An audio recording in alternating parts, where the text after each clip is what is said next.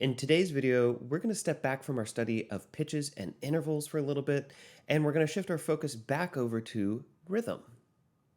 In the first half of the video, we'll first introduce a new note value, then we'll come up with ways to notate silence in music, and we'll end with a look at syncopation, which is something we've probably all heard of, but we might struggle to define in clear terms. On the second half of the video, we'll learn about two of the most important musical markings in your part, dynamics and articulations.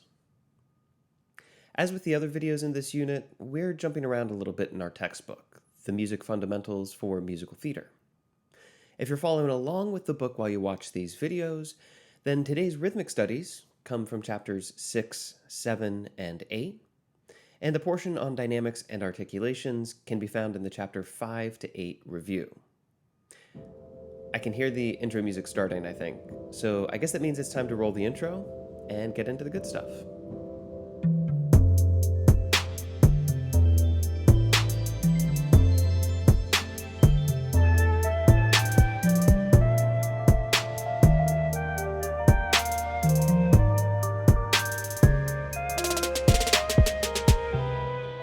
The first thing we'll do today is introduce a new note value. We already have 4 note values to represent sounds of different durations, and from longest to shortest, they are whole notes, half notes, quarter notes, and eighth notes. Recall that each note value is half the length of the preceding one. So if we assume a quarter note pulse in the music, then a quarter note, of course, will represent a single beat, and by extension, a half note will last 2 beats, and a whole note will last 4 beats. Now, for shorter sounds, we used eighth notes to subdivide the beat in 2. Eighth notes introduce a new place for sounds to appear within the measure, the offbeat, which we count using and. Eighth notes can also be beamed together in lieu of their individual flags, and usually we beam them together in a way that highlights the pulse of the music. So in our 4/4 example, we want to visually represent the quarter note pulse, so the eighth notes are beamed together 2 at a time. Our new note value today is called a 16th note, and it subdivides the beat even further than the eighth note. A 16th note is half the length of an eighth note, or put another way, 1 eighth note is equal in duration to 2 16th notes. So that means a quarter note is equal in duration to 4 16th notes, and a whole note is equal in duration to 16 16th notes. That's where we get the name. Now, when it comes to the notation, 16th notes play by basically all the same rules as eighth notes. They're drawn as a filled-in note head with a stem and 2 flags, as opposed to just a single flag on the eighth note. Also, just like with eighth notes, we usually beam 16th notes together in a way that highlights the pulse of the music. So most of the time, that means grouping 16th notes together 4 at a time, as they appear here. When 16th notes and eighth notes appear next to one another, the 2 note values may also be beamed together, just so long as we keep beaming to the pulse. Now, here are several examples of eighth notes and 16th notes that are beamed together.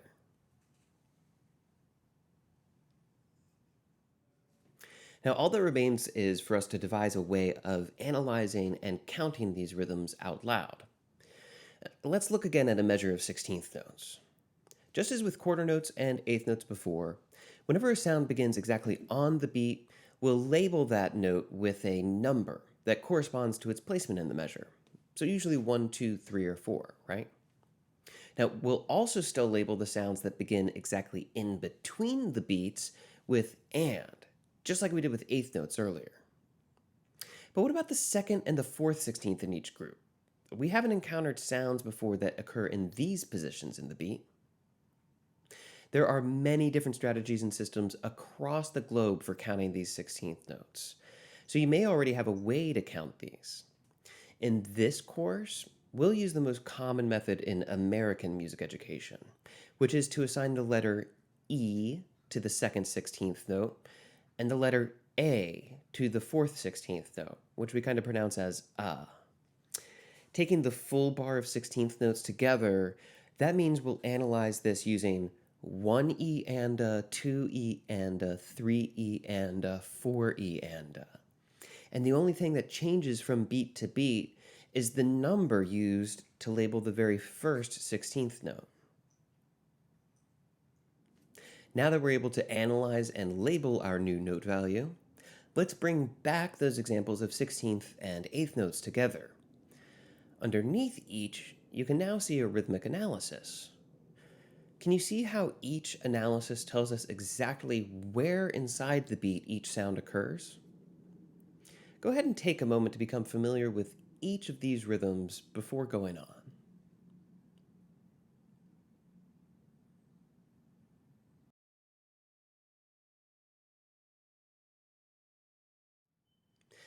Up until this point, we've really limited ourselves to just the study of sounds. And we've given a great deal of attention to concepts like pitch, harmony, melody, rhythm, meter, tempo.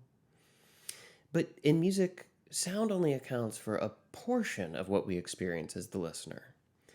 In between the sounds, there's silence. One of my favorite definitions of music distills it all down as the tasteful organization of silences and sounds.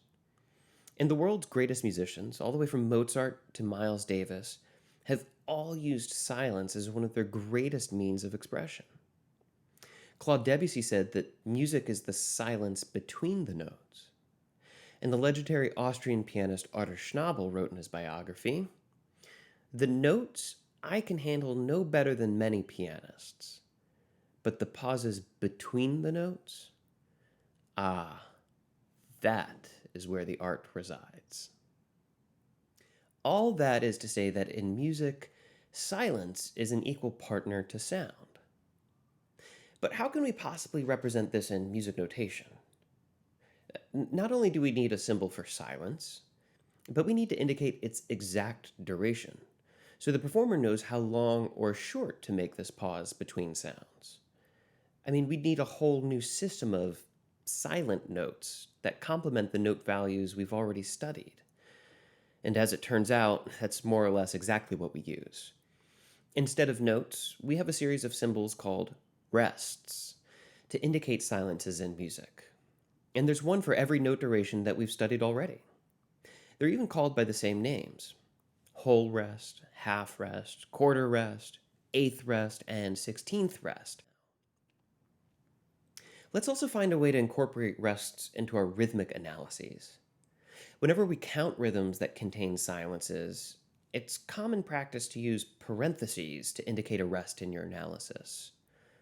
So, for example, a measure of music that goes quarter note, quarter rest, quarter note, quarter rest will be marked as 1, 2, 3, 4, of course, but parentheses go around 2 and 4 to indicate that those beats are occupied by quarter rests, or silences.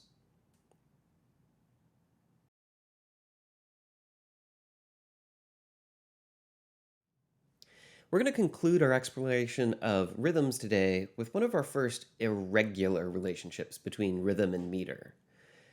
So far, we've generally studied rhythm and meter as two separate but closely related concepts, and typically, these two concepts work hand in hand. But that's not always the case, and sometimes a composer will have the rhythm and the meter intentionally contradict one another. Now, you might recall that the meter of the music just breaks up the pulse into regular segments. And it does this by emphasizing one pulse over the others, which becomes beat one of each group. We also sometimes refer to this as the downbeat.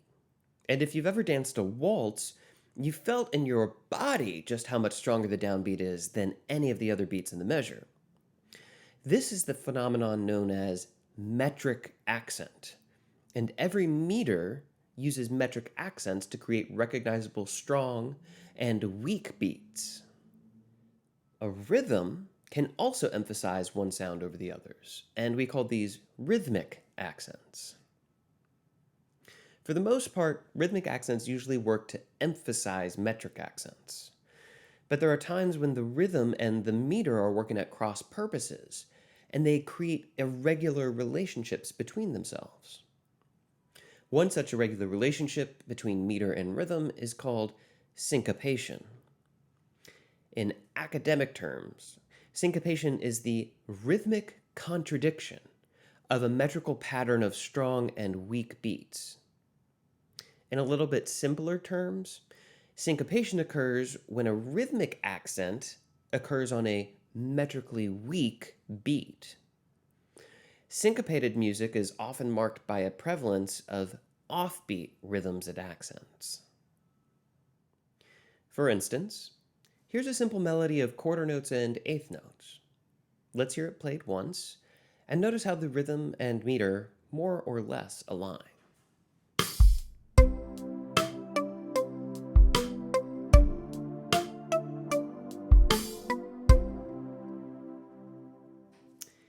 But if we rearrange the rhythm to place the accented notes in between each beat, so that the rhythmic accents are at odds with the metric accents, then we introduce a little bit of syncopation, and the sound is transformed. Now let's hear the syncopated version now.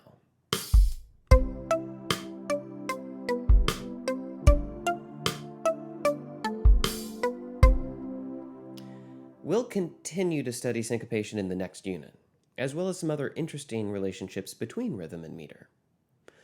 But for now, we're going to wrap up our lesson on rhythms today and take a short break.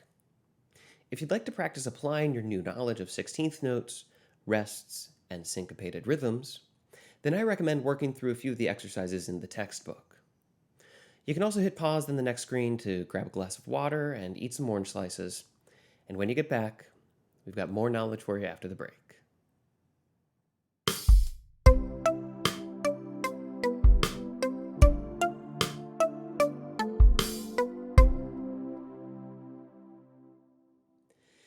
In the second half of today's video, we're going to take the performer's perspective on two new families of musical markings. We've already studied one type of musical marking, the tempo marking, which indicated the speed of the music. We're going to introduce another set of musical markings today called dynamic markings.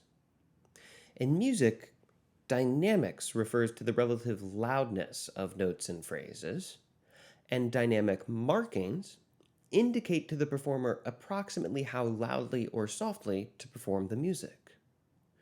These markings are most often written directly below the staff, although it is common in vocal music to write the dynamic markings just above the staff, since lyrics are usually occupying the space below the notes.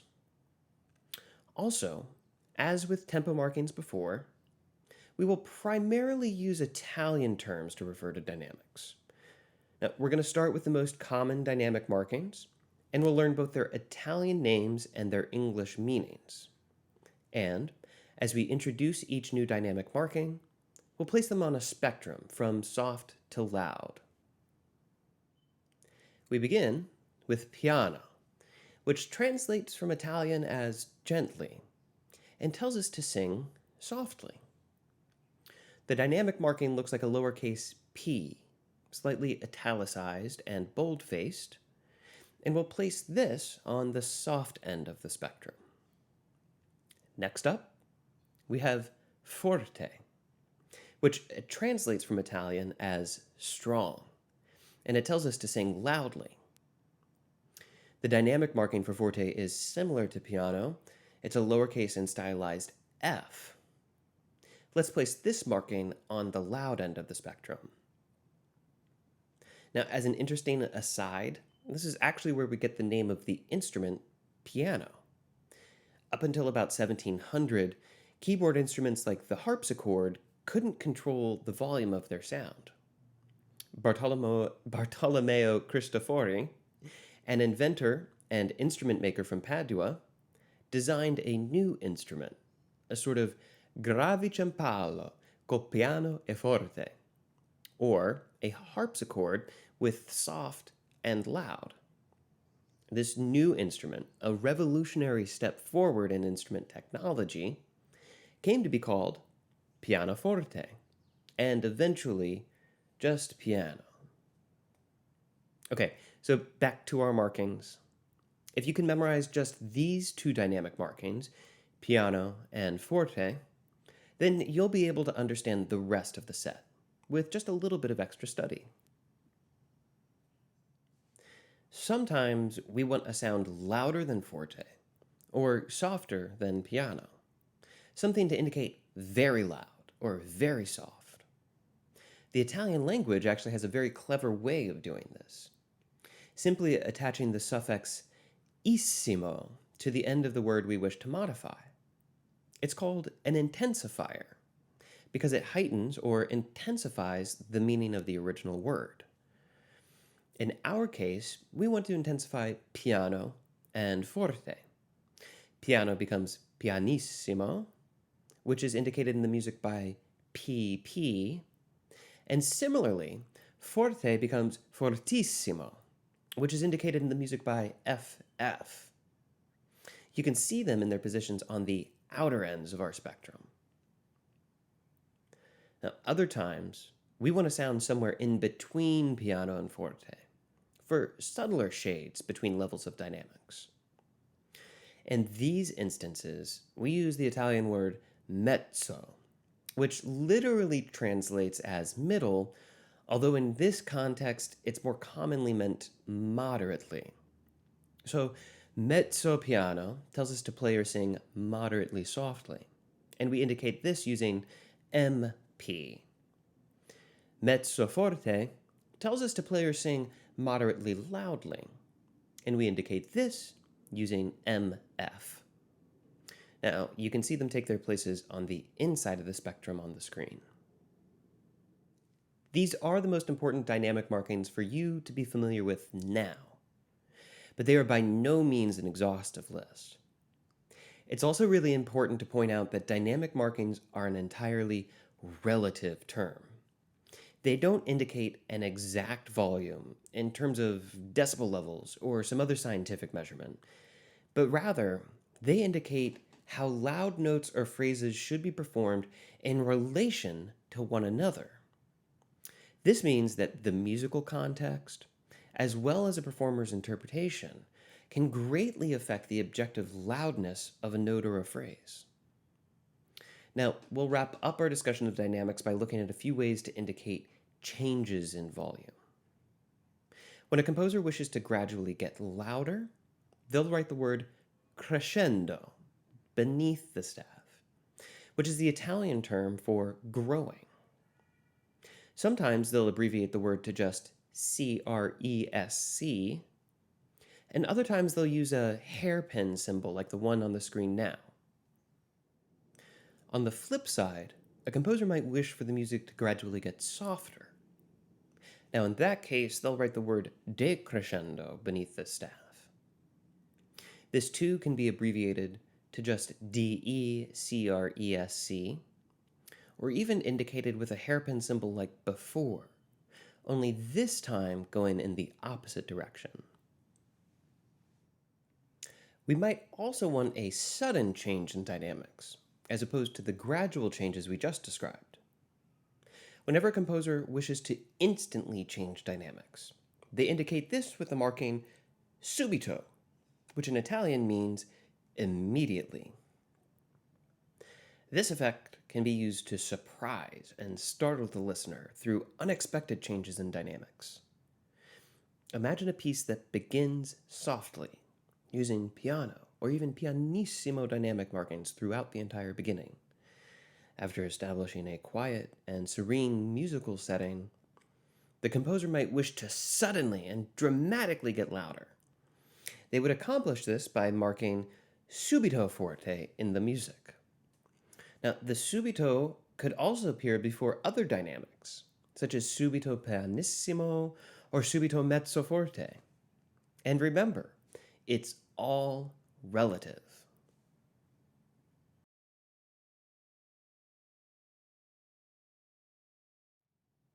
There's a second family of musical markings to introduce today, although it's a slightly smaller group. Articulations are the musical markings that specify how individual notes are meant to be performed, particularly with regard to the beginning and the ending of each sound.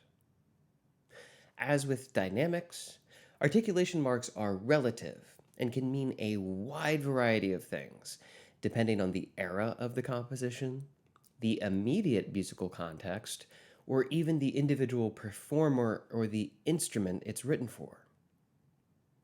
Today, we're going to introduce four of the most common articulations to appear in a singer's music. Now, again, this is by no means a complete list. I could talk about articulations for an hour and probably only scratch the surface of it. To this day, especially with the advent of electronic music and digital instruments, composers are still inventing new articulations to more accurately notate the sounds they imagined for their compositions. But these four, like I said, are certainly the most common to appear in your parts. We'll begin with tenuto marks, which are indicated with a small horizontal dash just above or below the note head that it affects. Tenuto comes from the Latin word tenere, which means to hold. And tenuto marks tell the performer to hold this note to its full value. Now, this might seem a little redundant, since we would probably expect an unmarked note to be held to its full value anyway. But you'd be surprised, that's not often the case. Especially if other articulations are nearby, a simple tenuto mark may do a great deal to distinguish its note from the rest of the others. There's also a more sophisticated way to apply a tenuto mark. A tenuto mark may also be used to emphasize a note over the notes around it, which may actually mean holding the note even longer than its precise duration. Whenever we accentuate the note by making it longer than its neighbors, we call that an agogic accent. And it can be a really tasteful and artistic way to draw the listener's attention. It's a subtle difference, to be sure, but it has nuance and character, and it also leaves a lot of room open for personal interpretation. We can also accent a note by simply making it louder than the notes around it. Dynamic markings are too clumsy for such a specific and granular change in volume, so instead we use an articulation called an accent. As opposed to the agogic accent, this is a dynamic accent, meaning it uses a louder volume to emphasize the note it affects. It appears as a sideways caret shape, above or below the note head that it affects, with the pointed end always going to the right. Now, occasionally, a composer might wish to write notes that are detached or separated from one another. For these instances, we'll mark the music staccato, which is indicated by a small dot, the size of a period just above or below the note heads. By definition, this means that the performer must shorten the notes to less than their full value, sometimes as short as only half of the full note value.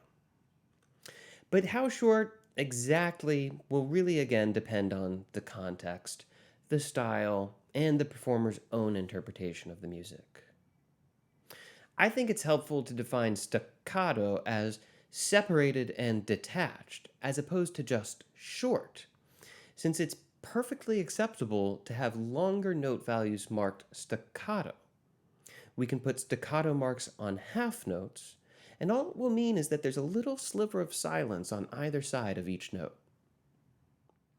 Our final articulation to take a look at today is one that many of us will probably already know.